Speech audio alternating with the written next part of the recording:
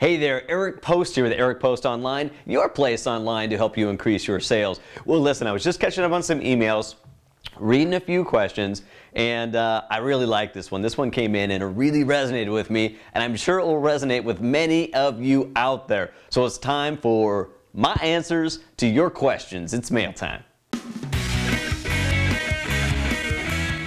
So this letter comes from Barbara. I'll read it to you really quickly. It says, "Dear Eric, first of all, thank you much for all the free content that you put on your site." You're welcome, Barbara. I look forward to your next post because I always get something valuable. That's our goal. But here's my problem. I never seem to get everything done in the day. There are so much paperwork, emailing, texting, and phone calls needed to just keep the deals together now more than ever. There doesn't seem to be enough time in the day to get it all done. Help! I'm doing my best to balance my time with my family and my clients, but there isn't any time left for me. What advice can you give me to be more productive with the time I have? Grateful, Barbara.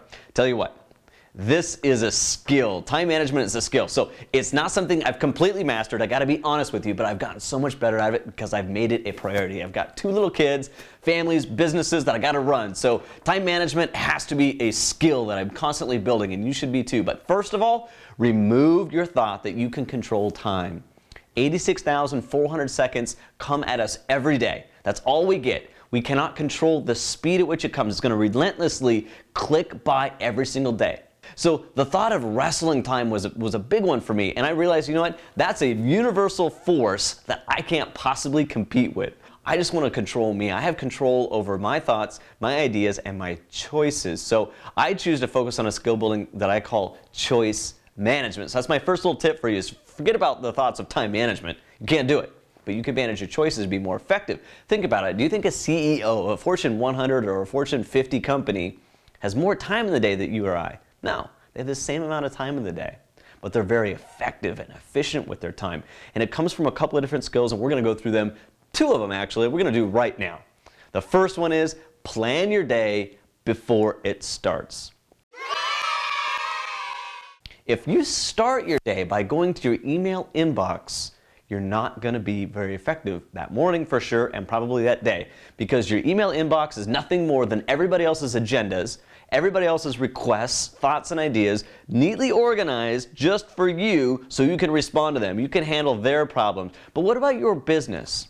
What about your customers? What about your goals? What about your commitments to yourself that you need to spend the time working on without having those interruptions?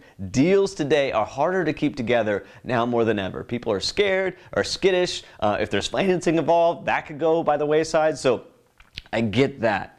But what I want you to understand is there are so many opportunities during the day to get distracted, to get deterred, that you have to attack the day with a plan. So that's my first thing. Tip number 2 is you have to add leverage to your day. Leverage. You got to make technology, systems, and people work for you so you can get more done in less time, or the same amount done in less time, so you can go and spend that with your friends or your family, or some time for yourself, Barbara. So here's the 3 ways that you can add leverage to your day. The first one is through technology and automation. You need to absolutely look at every single bit of technology that you can add to your business, because technology is so inexpensive right now. But listen, technology and the thought of handling and learning and implementing new technologies can be overwhelming for many. So what I want you to do is apply this filter when you're looking at it and evaluating what technology to implement in your business. First of all, does it help you get more done?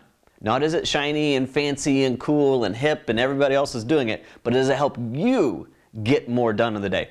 The second thing is, does it help you look more professional to your customers?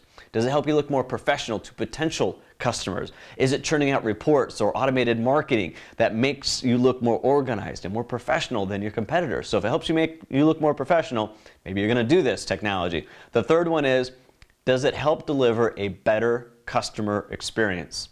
So for me, before I implement a new technology, I say, all right, does it help me get more done? Does it help me look more professional? And does it help me deliver a better customer experience? If it does those 3 things, I'm probably going to be implementing it in my business like today, like right now, right? So use it as a filter. The second leverage point is through systems. Your business has to be full of systems. The way you convert a prospect should be a system.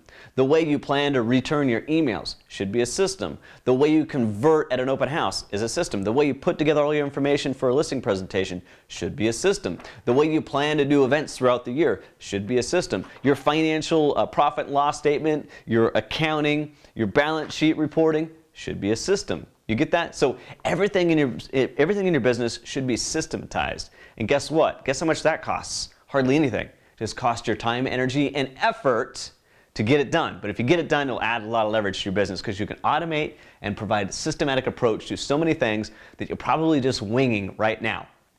The third one is through people. People can add leverage to your business, but I add this one last because it could possibly be the most expensive, meaning you can hire an assistant.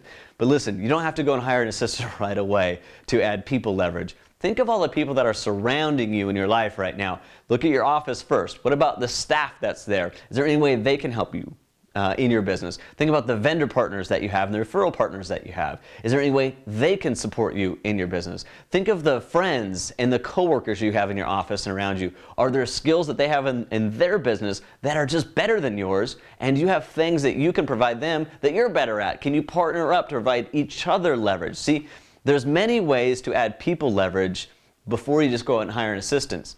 If you want more control of your day, you got to plan before your day begins, and you got to add leverage to your business. So I hope that helps, Barbara. Hope that helps anybody else that's watching this video, because my goal is to help you sell more real estate now more than ever. If you have any questions, submit it in, and I tell you what, I will see you in the next video really soon. Hey, if you like that video, make sure that you respond or subscribe, and we'll make sure you get emailed the minute we put out any new content. In addition, you can connect with me on Facebook or on Twitter and even on LinkedIn if you want. Or just send me a simple email, you guys. So listen, if you have any questions, let me know. I'm here to serve you. Pass this on and forward this email on and this video on to anybody else that you think it would help in their business as well. Cheers to you. I'll see you soon.